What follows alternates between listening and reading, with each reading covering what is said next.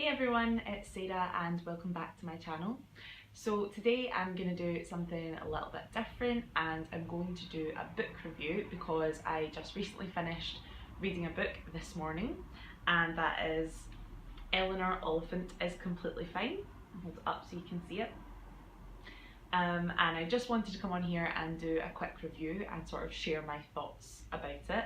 So my friend Arlene lent this one to me and it actually took me ages to pick it up. I was really apprehensive because a lot of people told me that I was going to love it, that it was going to make me cry.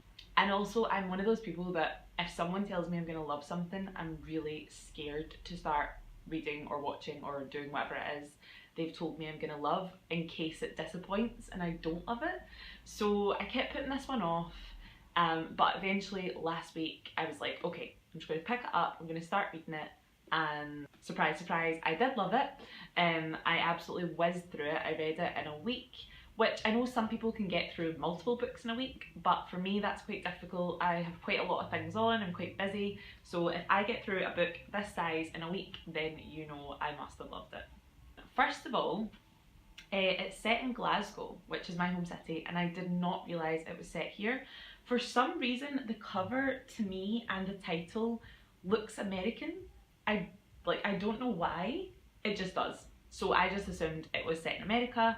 I thought it might be a little cheesy, but then a random guy in a bookshop told me it was set, his wife had just finished reading it, and he was like, yeah, it's set in Glasgow, and I was like, why did no one tell me this? So that made me want to pick it up a little bit more, so I finally did. It's not overloaded with references to Glasgow. There's one character in particular that the writer has her speak in a Glaswegian dialect sometimes, and there's a few references, but it's not overwhelming like, oh my goodness, yeah, this is definitely Glasgow, but there's enough that you can get the feel of it. The main character, Eleanor Oliphant, when I started reading it, I did not like her. I didn't find her very likeable at all. I got really frustrated at her a lot of the time. Some of the things that she did and said, I just couldn't understand. However, as the book progressed, you get to understand why she is the way she is. And then by the end of the book, you're completely sympathetic to her. You can relate to her on some levels. She's very different from what I expected her to be.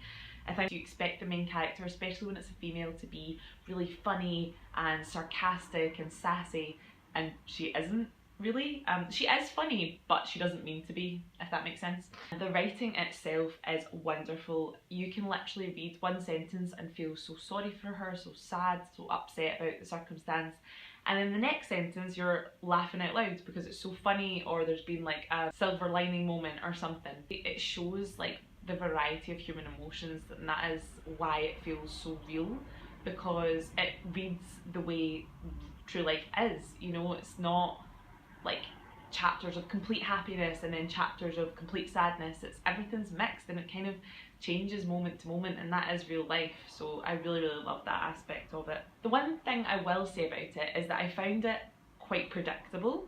I read a lot of like kind of crime thrillers, so I'm quite used to trying to like piece things together and come to my own conclusions and work out what's going to happen before it happens, so that could be a problem with me. But I did find from the first couple chapters I knew pretty much exactly what was going to happen, or the rough sense of where it was going to go, but it did not impact my enjoyment of it at all. I still really enjoyed it because it's so well written and it's so easy to read. It really didn't put me off at all. One big twist at the end though that I absolutely did not see coming, and I was like, what? And I had to like kind of reread it to make sure I was getting it right. But yeah, the rest of it I kind of got spot on, but as I said, really didn't impact my enjoyment at all. I still absolutely loved it. And the final thing I want to say about it is, I don't want to say too much about the story because I really don't want to give it away, because I went in knowing literally nothing and I want to keep it that way if you've not read it yet. I think it's a good way to go into it without having any preconceived notions of it. But the theme that I really liked in this book was about little acts of kindness and how much that can impact a person, or impact us all. And also, contrastingly, the theme of loneliness and how loneliness can impact us and does impact us all. And I think it's such an important theme, especially in this day and age when everyone's so, you know, active on Instagram and Facebook and social media, and you can go on and maybe see your friends are out all the time, you know, having drinks, going to parties, living their best life, and maybe you've not been out that much and you feel a little bit lonely. I think most people feel that way, and I think we have to remember that, you know, social media isn't real life. You know, most people are not out all the time, and all of us will feel lonely, and it's not something to be ashamed of, you know. And I think this book really eloquently sort of describes how if you shut yourself off and you know, isolate yourself, that can be really, really detrimental to you and your health. So it's really important to just kind of reach out and not feel like you're so alone. Anyway, with that being said, this is a really, really great book. I would highly recommend you pick it up, and I really think anyone could enjoy this book, to be honest. So yeah, so that is my review of Eleanor Oliphant is Completely Fine. Hope you guys enjoyed it. If anyone has read it, please comment below and let me know what you thought of it. Or if you're looking forward to reading it now after hearing me talk about it, then let me know. Or if you have any other book recommendations, then let me know, because obviously I've finished this now, I need something else to read. I hope you enjoyed it, and thanks for watching. I'll see you in the next one. Bye!